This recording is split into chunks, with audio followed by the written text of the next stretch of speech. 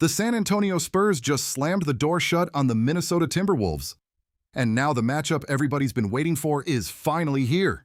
The undefeated defending champs, the Oklahoma City Thunder, are standing there like the NBA's final boss, with Shai Gilgeous-Alexander leading the charge and that scary defense locking everything down.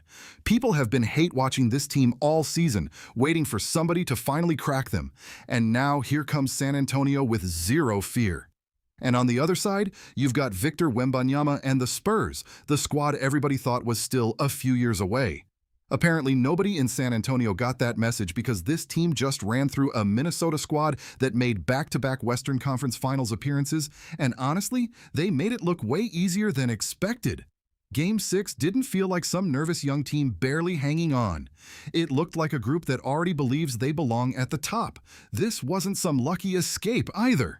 The Spurs went into Minnesota and handed out a brutal 30-point blowout on the road. That's the kind of performance veteran teams are supposed to pull off, not one of the youngest rosters left in the playoffs. So yeah, this doesn't feel like someday anymore. It feels like right now.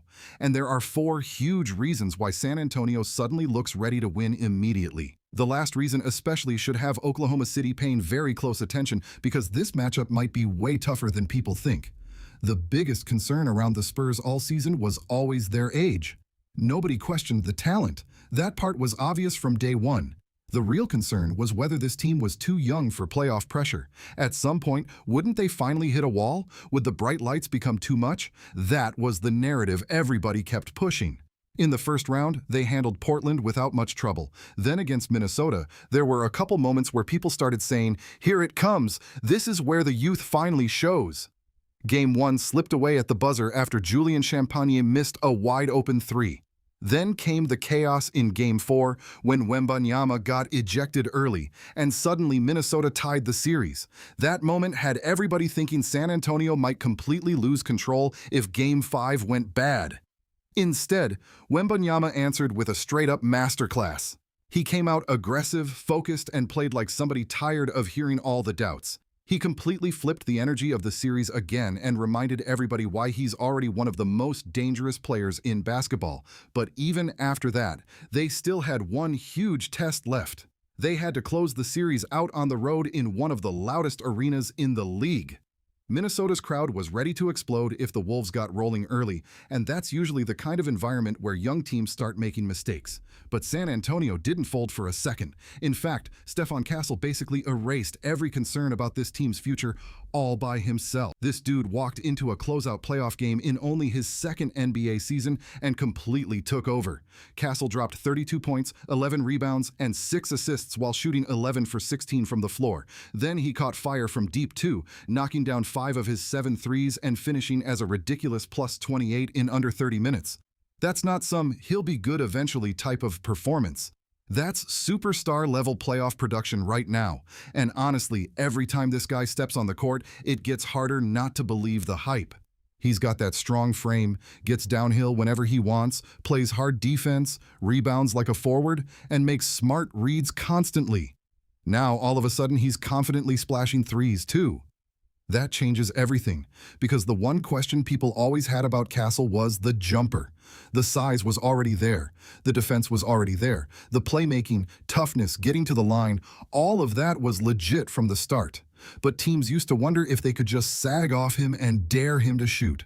Well, after Game 6, that strategy might be completely cooked. 5 made threes against a team that's been to back-to-back Western Conference Finals. Stephon Castle is looking way too comfortable on this stage, and the wild part is this hasn't been some random one-game explosion either. Throughout these playoffs, he's putting up 16.7 points and 7.4 assists per game while shooting 52% effective field goal percentage. Yeah, the turnovers still pop up here and there, but when a player is impacting the game this much in every other area, it stops feeling like a real problem.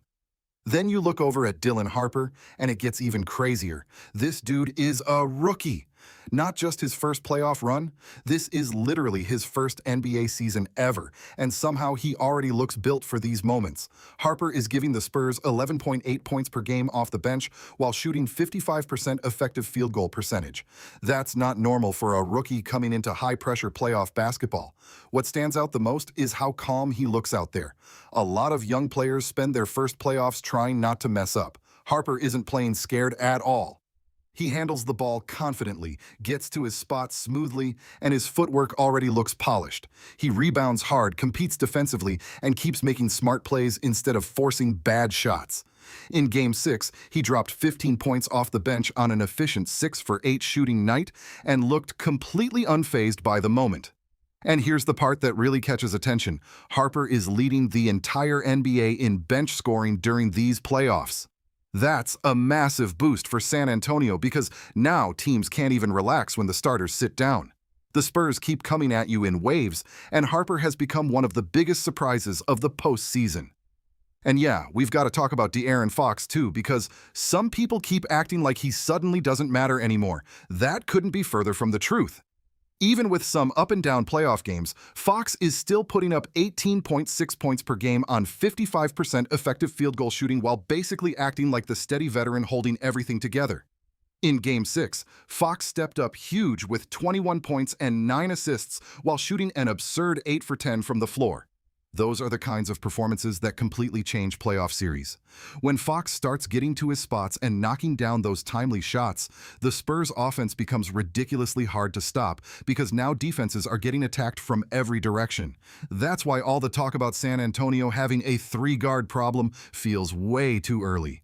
People keep saying one of these guys will eventually need to go, but why rush to break up something that's clearly working right now? Maybe contract situations force a decision years from now, but on the court, this trio looks dangerous together. Castle, Fox, and Harper combined for 68 points in Game 6 while shooting an outrageous 25 for 34 from the field. That's just unfair basketball. Minnesota had absolutely no answers for them. Every defensive adjustment failed because somebody else immediately stepped up and took over. If just one of those guards gets hot, San Antonio already becomes dangerous offensively. When two of them get rolling at the same time, defenses start panicking.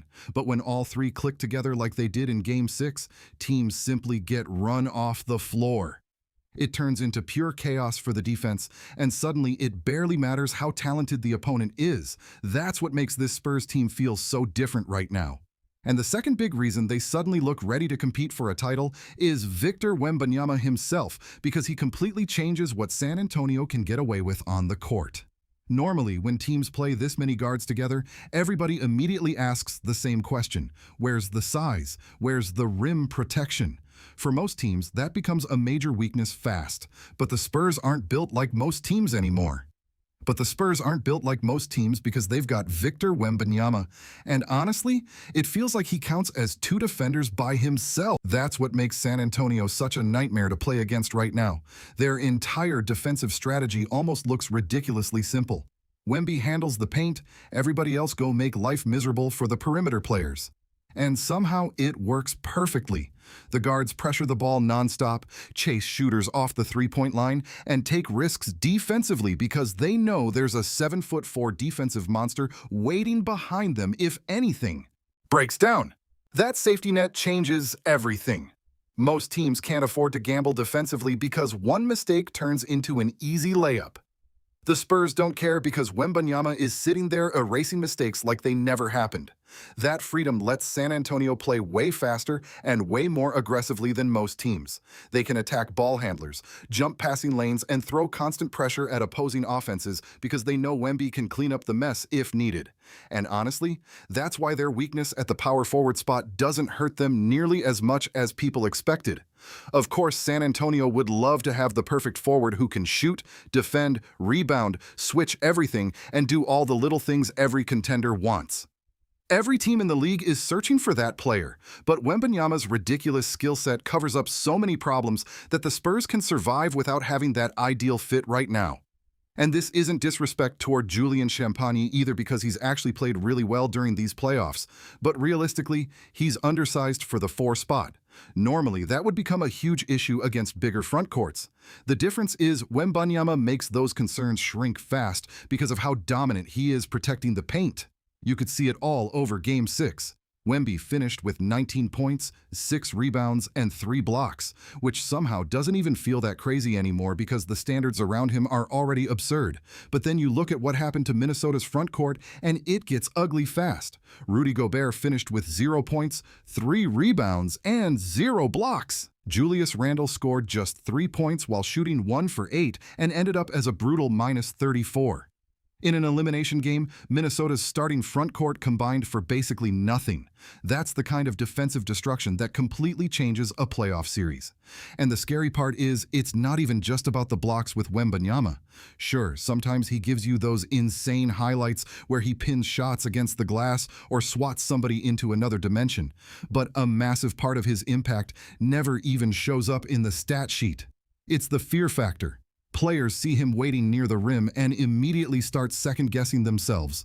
Floaters get rushed, layups get thrown too high. Guys who usually attack confidently suddenly want no part of driving into the paint. Entire offenses start bending around one player because nobody wants to challenge him directly. That's what really messes teams up. You're not getting normal looks at the basket anymore. Even when somebody manages to score against Wemby inside, it feels like they had to hit the toughest shot of their life just to make it happen. Every possession becomes uncomfortable.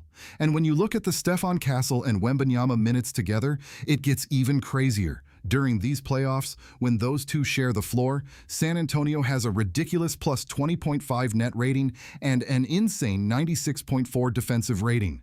Those numbers are championship-level dominant.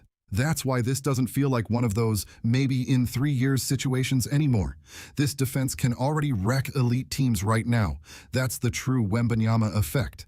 He allows the other 4 defenders to play ultra-aggressive because they know he's backing them up the entire time. If somebody gets beat off the dribble, Wemby is there. If a rotation gets missed, Wemby is there. If the offense somehow survives the first wave of pressure, they still have to deal with him waiting near the rim. No other team in the NBA has somebody who completely changes defensive structure the way he does. And that leads directly into the third reason the Spurs suddenly look ready to win a championship immediately, because San Antonio didn't just beat Minnesota, they completely controlled this series in a way that shocked people. When you hear Spurs in 6, it sounds like a close series, right? It sounds like 2 teams trading punches back and forth for 6 hard games. But honestly, that's not really what happened here at all.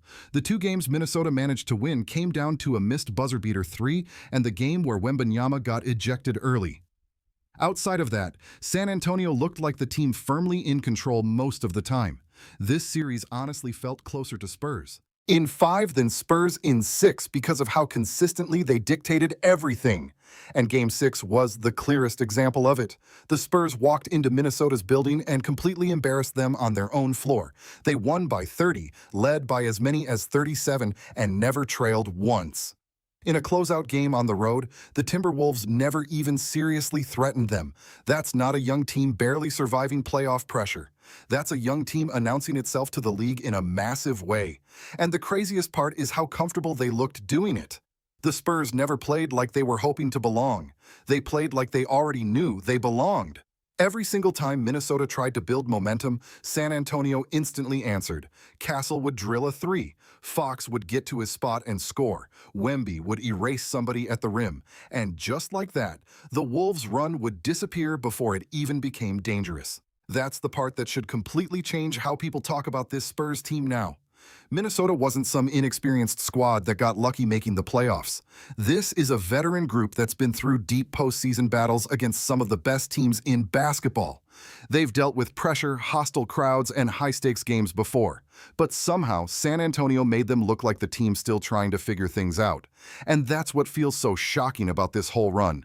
The Spurs are not supposed to look this calm, this disciplined, or this confident yet. They're supposed to be the young team learning lessons and taking playoff lumps. Instead, they looked like the team fully in control, while Minnesota spent most of the series searching for answers. So naturally, the next question becomes impossible to ignore. What does this mean for Oklahoma City? Because this is where things start getting very serious. Spurs versus Thunder. The defending champions, the undefeated playoff team, the squad everybody has been watching all season, waiting for somebody, anybody, to finally them. That's the reality when a team dominates the league this hard. Fans start rooting for chaos. People want to see the Giant finally get tested. And now here comes San Antonio like the unexpected challenger nobody fully believed in at first. The future team that suddenly looks ready right now. The young squad everybody thought was still years away from competing for championships. Except now they've already knocked off Minnesota, and they just happen to be the one team that consistently made Oklahoma City uncomfortable during the regular season. The Spurs went 4-1 against the Thunder this year, 4 wins, 1 loss. And these weren't meaningless games where OKC rested everybody or didn't care. San Antonio beat them in the NBA Cup when the Thunder absolutely wanted that game. Then they turned around and beat them again just days later. And then came Christmas Day, with the entire basketball world locked in, waiting to see if the Spurs could really pull it off again on the big stage. And somehow, they did it again. That's why this series doesn't feel like the usual young underdog versus unstoppable powerhouse matchup. The Spurs have genuinely caused problems for Oklahoma City all season long. Not once, not twice, 4 different times. And the timing of those wins matters too. During that NBA Cup stretch, the Thunder entered the matchup at 24-1. They were steamrolling the league. Isaiah Hartenstein was back. Jalen Williams was healthy. That wasn't some watered-down version of the champs. OKC was rolling at full speed, and San Antonio still found ways to beat them anyway. Now here's the scary part for the rest of the league. The Spurs have improved even more since then. Stephon Castle looks more confident every week. Dylan Harper has taken a massive leap already. Their offense just exploded for 139 points in a playoff closeout game, and Wembanyama is controlling the paint like a one-man defensive system. This honestly doesn't even feel like the same Spurs team Oklahoma City saw earlier in the season anymore. They're sharper, deeper, and way more dangerous offensively than before. Now look, I'm not making a prediction here because this matchup honestly deserves a full breakdown by itself. There are way too many layers to this series. The Thunder are still the defending champs for a reason, Shay. Gilgeous-Alexander is playing like the best player in the world right now, and Oklahoma City has earned everybody's respect. Maybe they still have another adjustment ready. Maybe there's one more level they can reach that reminds everybody why they've dominated the league all season. Championship teams usually find answers when things get uncomfortable, but what if they don't this time? What if these regular season matchups weren't random at all? What if San Antonio really is built in a way that bothers Oklahoma City more than anybody expected? What if Castle and Harper are already ready for this stage? What if Fox gives them enough steady offense to keep pressure on the defense? And the biggest question of all, what if the Thunder simply don't have a real answer for Victor Wembanyama? Because that possibility suddenly feels very real. This series honestly feels like it could swing either way, and that's something almost nobody expected a few months ago. And speaking of teams suddenly looking way more dangerous than people expected, the New York Knicks are starting to feel very real too. They're another squad that looks like they might actually have a path to winning the NBA title right now, and their situation is getting really interesting fast. If you want to see that full breakdown, check out the next video and I'll catch you there.